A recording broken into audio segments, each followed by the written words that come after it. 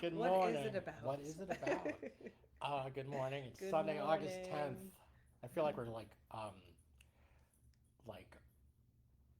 recording from like a bunker. It's our 11,000th day down in the bunker. It's August We 10th. just need to like It's put those the marks on the wall, the one, August two, three, 10th, four, five. 2025. You know. We're out of food and very little water is left. Yeah. So good morning, everybody. We don't know if we want you to tune in, But but we can't we can't like see we our can't in, see the comments. We can't figure out which is why dumb. we could see them, and with the settings it looks like we can see them, but we can't see them. So So still we comment. we hope that you still comment. Yeah. We'll listen I'm and really learn. sorry about that. Yeah, But we'll, yes, just I'm just technological. I'm distracted by the psychopomp on the floor. The dog that found the trash and is now eating it. Well, he's crinkling Just the bag. Yeah. Yes, just chewing it, just tearing it up, actually, Yeah. probably not eating it. Mm. Though paper is good, as we learned with having a baby, because that's a favorite of kids to eat. Babies to eat is paper. Paper So, is the best. yeah. Ah. Good morning. Um, I have something. um, I feel like I'm camping. Feel like because we're redoing our, I say we generously because it's mostly, I'm not doing most of the hard work Mm. of running the sander, but we're somewhat um, not unplanningly, unintentionally, like we're redoing our kitchen floor, sanding it, and then we'll treat it, and that means that our bathroom is actually off the kitchen, so everything's all sealed up, so it doesn't get sawdust everywhere, like in all the cupboards and in the bathroom. And so um, I have been like unusually challenged on like the worldly Mm. side of things, because I realize, I hope that I can talk about this in a way that's helpful for me and not, I don't want to be complainy and like And entertaining. exacerbate like my pathology, like the voices that are like, this is never, gonna end. And but it's very challenging, and I sort of, it makes me realize I set up, I have like a place where I put my keys and a place where I put my phone, Mm-hmm. so like then I don't have to worry about where they are. Mm-hmm. And now those places are gone.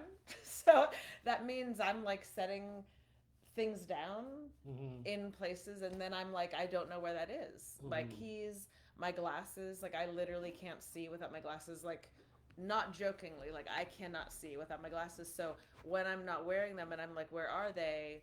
It's, it's a problem. So it has made me feel very unstable and reactive, just feeling like very annoyed. Like without the grounded. Yeah, just like, and then it's just like, I don't want it, it's just like, whatever, no shower and what, blah, blah, blah. Like, but But all those it's, things are important. yeah, like it just makes me not feel like cared for, and Mm-hmm. having things be in like that chaotic state is infiltrating. Mm-hmm. I feel more chaotic inside, Mm-hmm. and it's I don't, I would not prefer it. I do not prefer that. And um so there's that. And the other thing is that's related to my inner life, which is, so there's, and then there's, on top of that stuff, there is, I just feel this combination of, because of my dream place and my um, anger and intense pain, and now this new ingredient of fear. So it's like this combination. As soon as I start to feel the anger, which is part of my dream place, is like chasing this woman in the dream, and also this man who's killing children. Um, and so I just feel so mad. Like, I'm so mad. Like, I'm so mad. Like, that this man is killing children. That this, um, and no one else, like, it's like everyone else is just, they just don't know at all. They're just like, Mo, he's so great, like, he's so great, like, what a great dad, like, literally.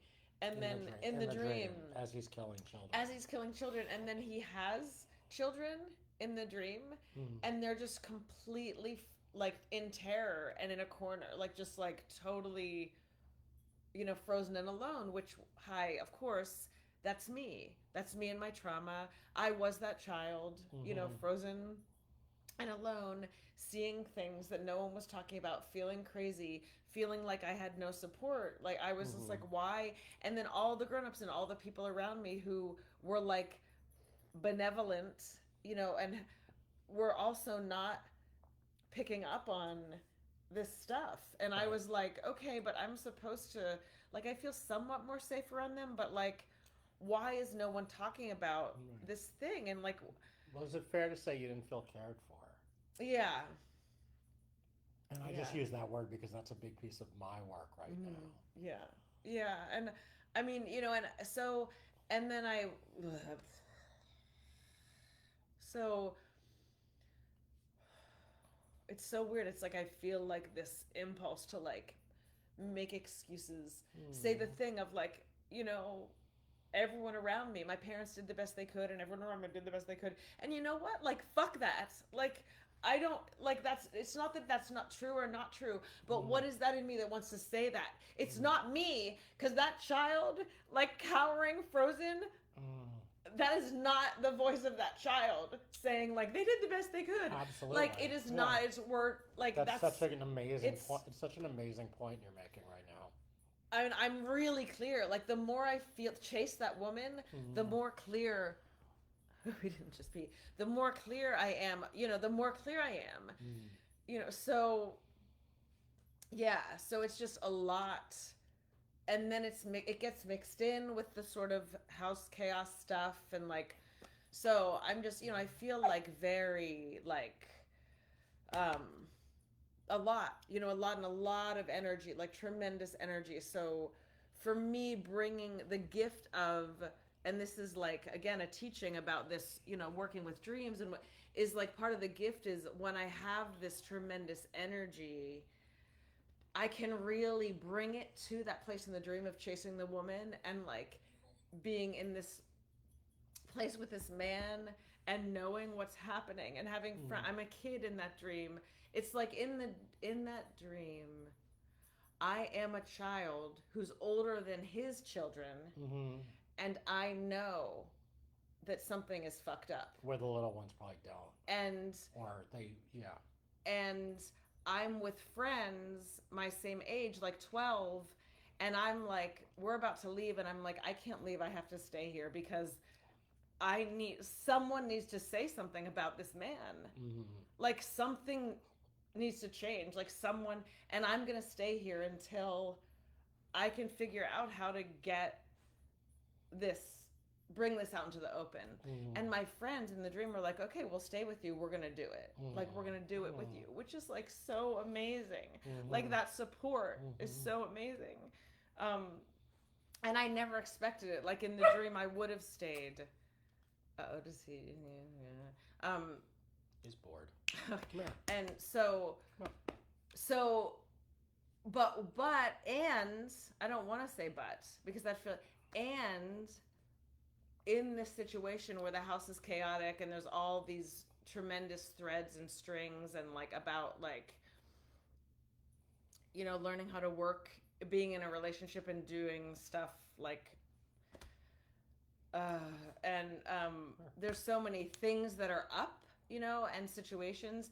So when that tremendous energy gets, like, when I bring it to the place in the world, and it gets kind of like glommed on, sort of like learning to work together in partnership, doing tasks, it is not it's very messy and Mhm. not helpful.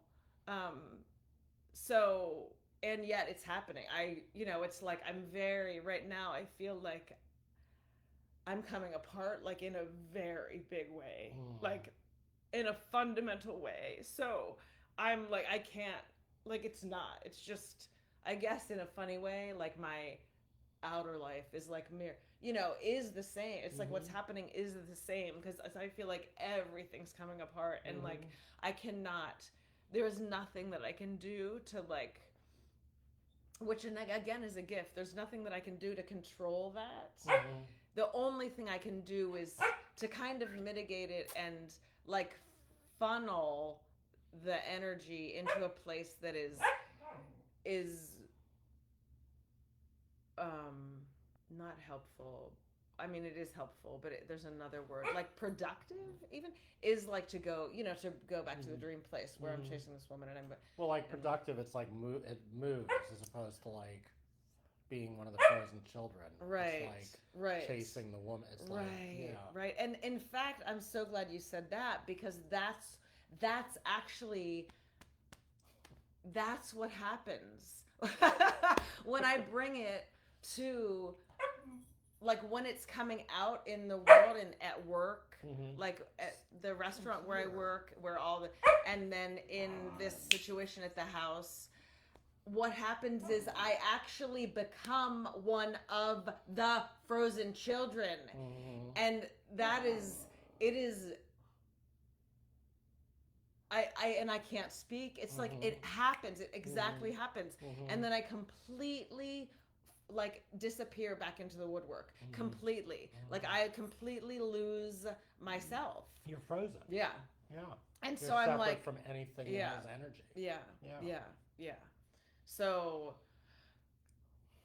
yay, that's really helpful. That's was so helpful because in a way also what happens in the moment is I don't really know what's happening Mhm. because it's my trauma. Like, and I'm like, "Mah," Mhm. but and so I just am like, I just want this to be over. The Yeah. feeling that I have is I just want this to be over. So I'll do anything, Right. and yeah, which reminds me of the, yeah, Yeah. 15-year-old Wow. who I have hung a herself. lot of things. Yeah. It's like one of the things is about how other people need to hold the place for us when we go into our trauma. Mm-hmm. Right. Like I'm just thinking about my dream. I have this dream where there are these trees and they're just like inflamed, like on fire, like raging, terrifying, huge trees, forest fire situation, and I'm there and I am aware of like counselors and kids there. And I don't feel like I'm either necessarily, but I feel really scared slash in awe of the power of this fire. And I also don't feel a sense of responsibility for the kids, which is like a new Huge, yeah, thing for yeah. me. So really what I am as a kid, because what I can drop into is I feel really scared and I'm really aware of feeling cared for by Mm-hmm. the counselors, the archetypes. Mm-hmm. And it's not that they're even going to put the fire out. Mm-hmm. Right. It's not that they're going to do anything because it's a trauma experience. They're not going to take away the trauma. Mm-hmm. Right. They're going to hold space in the trauma. Mm-hmm. And so, what I feel for the first time in my life is really, really scared and really cared for at the same time. Mm-hmm. But it's not like I'm cared for and everything's going to be okay. It's just love. Mm-hmm. It's Mm-hmm. just I feel cared for. Mm-hmm. Right. Right. And some of the things you're saying, like in terms of your dreams and being that frozen child, is, and like the benevolent failing parents, like the parent, like, so my parents weren't abusive, really. They were on some level, Yeah. but not abusive enough that I'd be like, my parents were like really abusive to me. Like, I feel like I can't quite say that. I know Yeah. better Yeah. in terms Yeah. of what it was like, but what I'm feeling really clear is that there was like the unresponsiveness, which was like lack of care. Mm-hmm. So even if it wasn't overt aggression, violence, violation of me as a boy, Mm-hmm. there was no capacity for caring. Mm-hmm. So that of in itself is the trauma. So it feels like the same thing of like going through elementary school and middle school and being really depressed and dysfunctional. And I think I had two teachers who were like, hey, like other than that, there was no caring. Like the teachers didn't care. Not that they were like uncaring people, but I think on some level, all of us can't have that kind of empathy, caring. It's hard to do. It's like you have to not have much trauma or something. You have to have a deep spiritual connection to be able to feel. You have to have something. I don't even want to label like here's what you need, Yeah, but like to have the capacity for caring, and not in a caretaking way. Like I'm going to make everything okay, so I don't have to feel this. But like, come on, you better be okay. Yeah, from like just this place of care. It's like. And so, you know what I'm just realizing too? It's like that place of like needing to make things okay that really resonates in this dream because what if there's no way to make it okay? Right? So it's like I can't feel responsibility because there's no way to like put these fires out. So, but what I can experience so fully is feeling cared for and caring for the others who are there. Like just a sense of caring as opposed to a sense of safety. And so then there's no responsibility because it doesn't really take an effort to just care. It's just a way of being. Not like, okay, we're going to make sure everything's going to be okay, or, you know, I'm going to go get the 7,000 gallons of water and I'll just carry it on my back for you or something like that. Right. And so that just feels really huge. I mean, they talk about trauma as being the place where there was no help in that moment. And I'm just feeling it in a different way. It's not even so much like, because we want to be like, I don't want the trauma. Like, if I had help, I wouldn't have had the trauma. Right. And what I'm feeling really differently is we can't save ourselves from the evil things or the difficult things or the scary things. Right. So it's not like, oh, I wouldn't have, you know, if I was alone, that bad thing would not have happened. It's that the bad thing happened and I wasn't alone. Yes.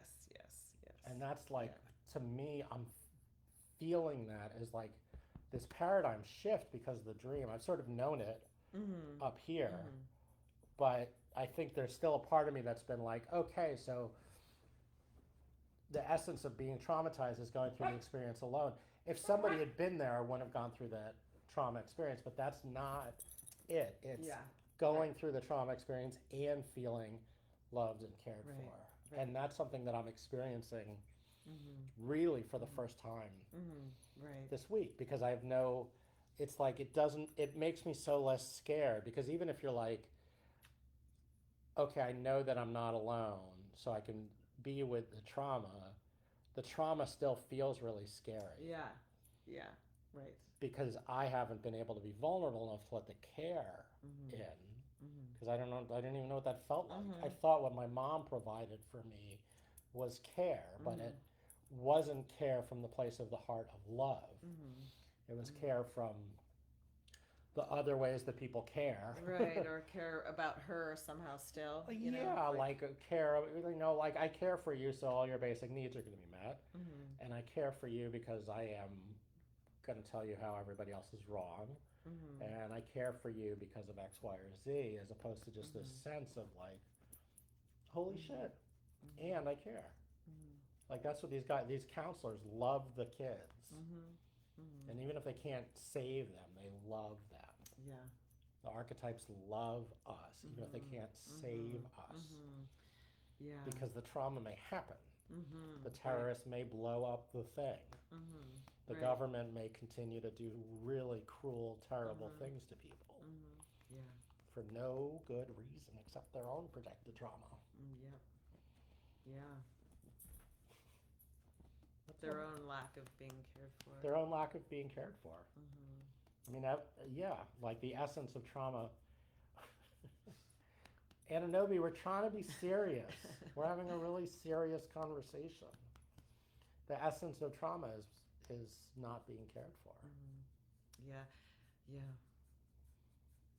Right, and I'm glad you said that simple thing of, you know, there just like help didn't come, you know, and that Right, but Yeah. for me, it's a redefinition of what the word help means. Yes, yes, yes, yes. Yeah, Yeah. yeah. Right, and in my dream, I actually have help. Mm-hmm. You know, they Mm-hmm. and my friends are helping, and Yeah. yeah. And then I had this other dream that's similar. So I had a dream around fear with that, and then there's this dream around pain. Like dreams are so amazing. Mm-hmm. So I had this dream, and what I'm in the dream, I'm witnessing this. It's like a basketball court, but it seems like bigger, like a field, and there's just people all over the place.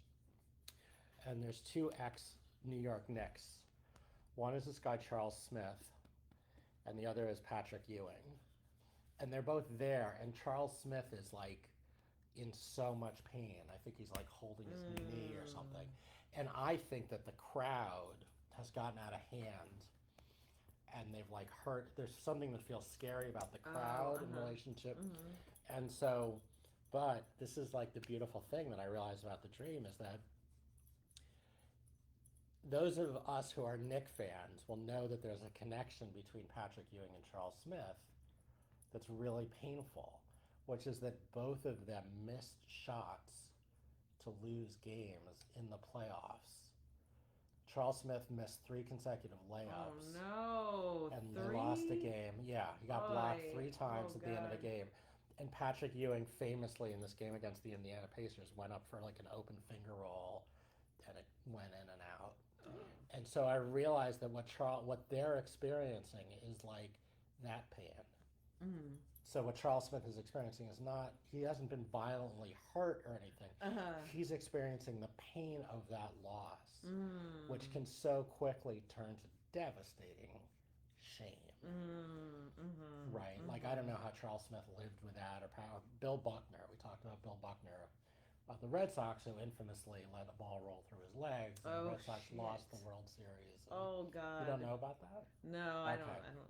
Yeah. So he was vilified by the city of Boston for like 30 years, you know, like death threats. Oh. Yeah, and so like, so the dream is the essence of it is this like, that is how painful it is. But what I feel is how much Patrick Ewing, because Patrick Ewing was a superstar. So even though he missed this one shot, he's still like, he's not remembered for missing that shot. Yeah. Charles Smith was not a player of that much success. And like if you ask a Knicks fan about Patrick Ewing, they're going to talk about a lot of the amazing things he did.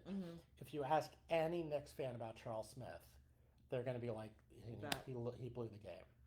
And so what I feel is like how much Patrick Ewing as the animus cares for and knows about Charles Smith's pain. Oh gosh. And so Charles Smith in his pain of this like all alone having fucking done this terrible thing that millions of people could hate him for. Patrick Ewing is just there with him in his pain because Patrick Ewing knows something about that also. And yeah, so that also is just, I've been feeling such a deep like erasure of my shame. All the things I've done wrong, or you know, all that, like all the ways I have, you know, because of like my trauma and ADHD stuff, and haven't followed through on this or that or this. It's like I can feel the pressure around that comes from a place of not caring. Like I had teachers who like, instead of being like, you're not getting your work done, you must be in some deep emotional pain. Or even just like, what's that about? Or what's that about? Yeah. And again, I had 2 teachers who were like, hey, and one of them was not even really about the schoolwork. It was more about sort of how I was being kind of emotionally bullied a little bit. But there was this one woman, this older science teacher. I say older because she was like in her late 60s at the Bronx Science High School, which I went to for like a month. And I remember, like, we had a test, and I didn't even know that we had a test. It was like I literally got a 0 on the test. And I remember I was sitting in the auditorium, and she came over to me and like came and talked to me. I don't remember her name. It's like that feels like the one time that someone was like, hey, something's wrong. Oh Yeah. gosh, yeah. Yeah. Oh man. Well, you're reminding me of substitute teaching. Oof. Yeah. Are you done? Come here. He was just biting his own leash over there. Biting his leash. You're trying to get Um, free from the leashes. it's so poignant. It's so. Yeah. Yeah, I'm just thinking about, loving people in my life, like who really held the space, and particularly after my grandma died when I was 10, because she was like my world, on some level. Like I just always felt her with me, and she was so, yeah, she just loved me so much, and I believed her. I really believed her. Like I mean, it was true. It was true, and I believed her. And but yeah, it reminds me of you said something about care and like versus caretaking, and like in order to really care, you have to be cared for in some instance, or know what that's like a little bit and stuff. It reminds me of like the thing that it's a sort of a cliche thing where people say like you can't really love until you've been loved. Like you don't really know how to love until you've been loved, or something to that effect. And the first time I heard that, I think I was like, wow, man, that's deep.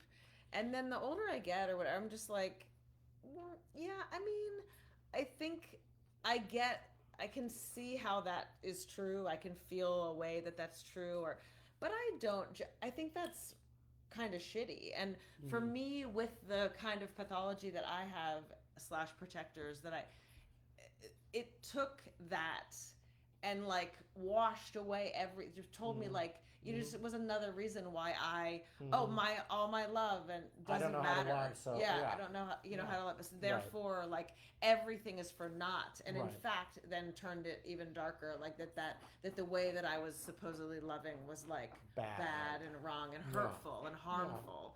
And so I think things like that. I'm just aware. I don't know how everyone. I don't know y'all's particular flavor of the ear whisperer, protector, pathology, voices and stuff. But I know for me it was just so brutal, and I really want to be a voice to just open those moments up a little bit, just to say like it doesn't mean, because I feel like my first grade teacher, the nuns who, I mean, I was really lucky, so lucky, truly. The nuns in my Montessori school, they just were amazing, like amazing. Sister Anita, like so amazing, like and then my first grade teacher, going from 2 years of Montessori school into like public school, and my first grade teacher, Mrs. Apple, was so incredible. Like she really like I feel like I felt special with her. Like she, in a way that was probably, I hope, really healthy. And I was really lucky in that way. And she experienced devastating loss. Like her husband was killed.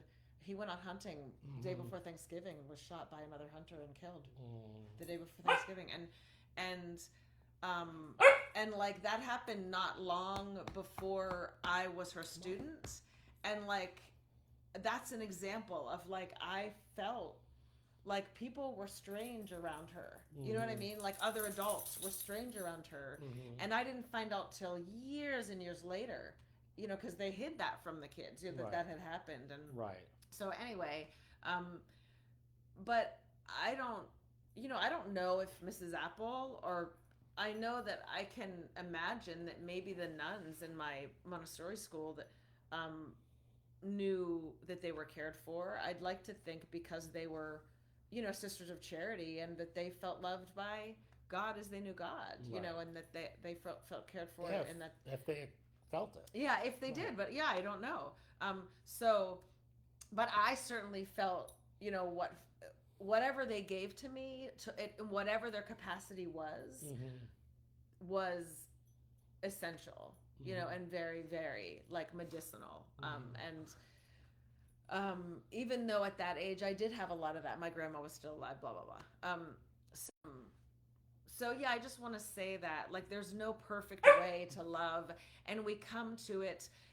How I would say that is like I in my life when I look back on relationships, and that goes on every level. I mean, particularly maybe the more romantic, ones when I was older. I really feel as though Please stop. I loved to my greatest capacity at the time.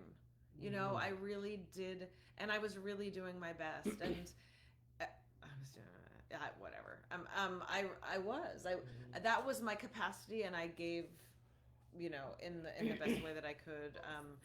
And looking back, do I know also because of my work with my dreams and stuff? Can I feel how that was really caretaking, and now I have kind of some pain about that, or I can feel how like that might not have felt super great all the time. Yes, and yet I forgive myself. That was what I had. That's what I was working with, given my trauma and all my unworked out stuff and my unfelt feelings. Well, it's also better to be caretaking than an asshole. Yeah, yeah. There's that element of it too. Yeah. It's like, and it brings me to the title Oh yes. of the show, which is The Pace of the Race. And I was thinking about Amy and I do a writing class for folks who do Dream Arc, which you're all welcome to come in and do also. And really we had class yesterday, and one of the clients has this dream where they're in this trauma around this relationship, but they're clear. Like the huge thing for this client is that they're clear. Their ex in the dream has rotting teeth, and the client said this amazing thing like, that was his lack of caring, and I was one of the rotting teeth. Like he didn't take care of me as a partner. He's not taking care of his teeth, and so they were like really clear. I need out, but also really scared about leaving. And so they had this other dream where there's this woman who's clearly an anima figure who like helps birth. Hi, who helps birth a peacock. So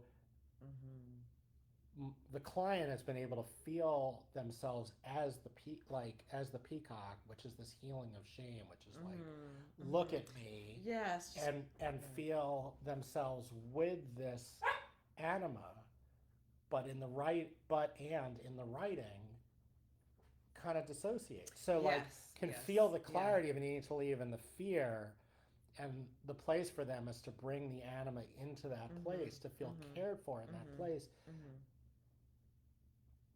But the reaction of the alchemy right now is that they can sort of feel the anima, or they can feel this fear, but they can't bring the caring. Right. As soon as they try to feel the anima, they start to dissociate. Right. And I was like, this is great. This is the pace of the race. Because I can say from this perspective, I guarantee you, if you continue along the path with the dreams, those two things are going to be able to come together, because that's the nature of how I've discovered, or not discovered, I've discovered, how I've learned more clearly about how the psyche works. That care comes into the trauma. Yeah. Right. And so right now, the pace of this client's race is clarity in the moment of trauma instead of confusion, which means that they're more regulated because they're not actually dissociating there. And they can feel this beginning of being cared for. And this person suffered with an incredibly harsh, dark mother. Like harsh, judgmental, completely 100% of the time. Utter lack of caring and utter aggressive shaming all the time, and questioning the client's reality all the time, gaslighting, so just to be able to be vulnerable and care is like a brand new experience that they're experiencing the dream that they have no reference point for ever having experienced in life. Right. And the same thing, just interestingly, or for FYI, or on a teaching level, the also a person who, like a peacock for this person is not like showy or anything. This person is like not peacocky in their life. That's except they are when they come into set. They they dress really cool. Yeah, Yeah. right.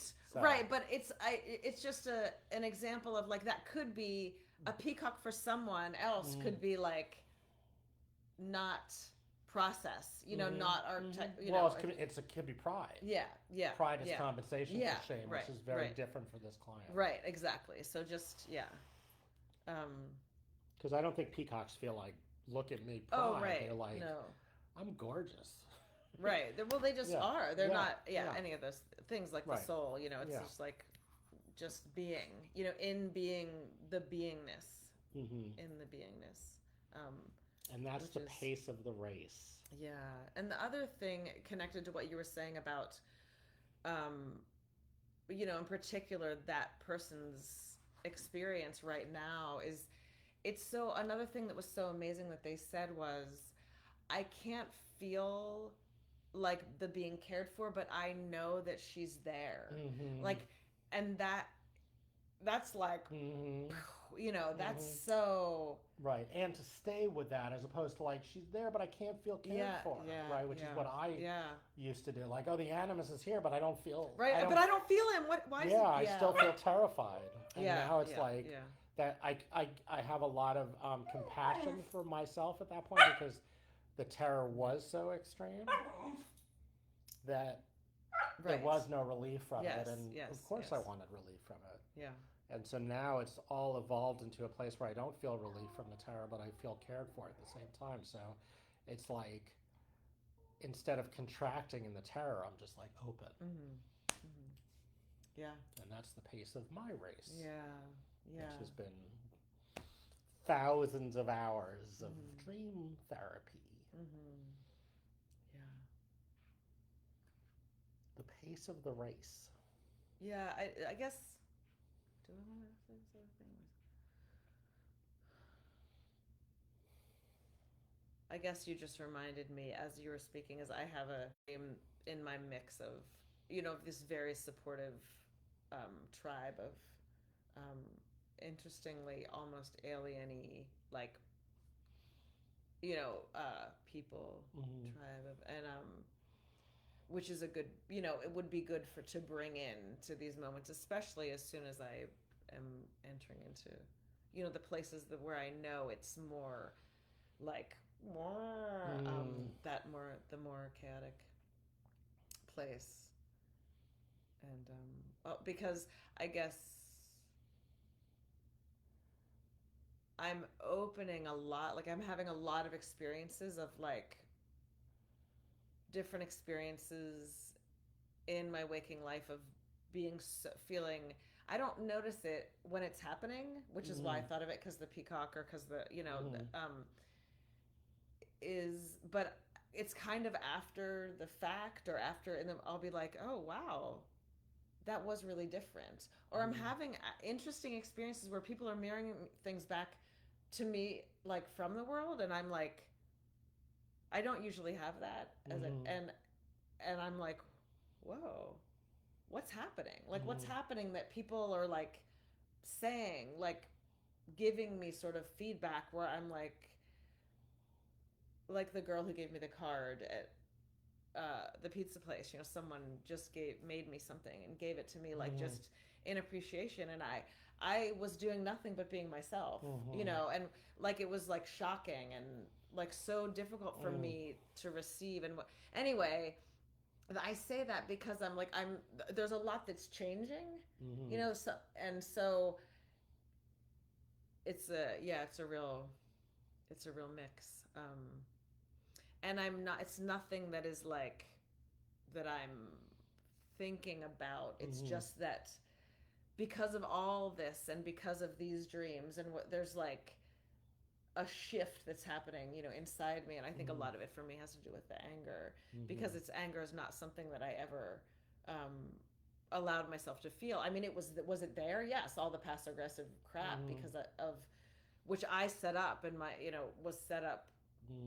brilliantly by my protector. I don't know, my trauma. It's like there was just some like recreating, a lot of trauma and a lot of like, so I feel pain about that, but that's not what I'm talking about. I'm talking about that clarifying, Mm-hmm. the anger of knowing, like the deep knowing, Mm-hmm. anger, and just a lifetime of not Which is speaking. like I can feel it coming up in you. It's like Yeah, that's the pace yeah, yeah, of your race. yeah. So, and the paces change, as Mm-hmm. every day, every moment, like, Mm-hmm. Yeah. you know, Right. yeah, yeah, yeah. Mm. Now that the dog is chilling out. Well, I think he's given up. I don't know if he's chilling out. He's just like, what the fuck? They're not paying attention. They're still And I can't, I have no pee left, so I can't just pee on the floor to get their attention. So. All right. Thanks, From the everybody. bunker, from the dream bunker. Mm. If you're listening live, hope you all have a great Sunday. If you're not Yeah. listening live, Hope you have a great rest of and whatever. reach out and send us. We may be doing a retreat in Italy if you want to come. Yeah. So there's that. If you have Yeah. questions. Yeah. Yeah. And if you don't do your own dream thing but had a dream, you can send Yeah. Yeah. DM us your dreams, and Yeah. Mimi's got her own website, which is awtdreamwork.com. Yeah. yes, for profit. Yeah. It's not a non-profit agency. Bye, everybody. Bye.